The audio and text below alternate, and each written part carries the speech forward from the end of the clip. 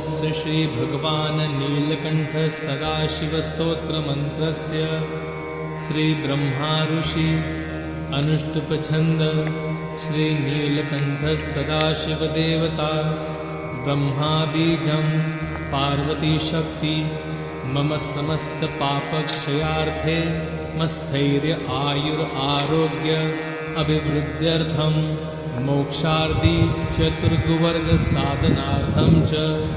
श्रीनीलकण्ठ सदाशिवप्रसाद सिद्ध्यर्थे जपे विनियोगः।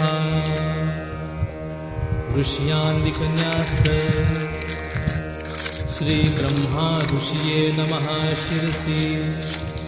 अनुष्टुप्छन्दसेनं मुखे श्रीनीलकण्ठ सदाशिवदेवताय नमः हृदये ब्रह्मा बीजाय नमः लिङ्गे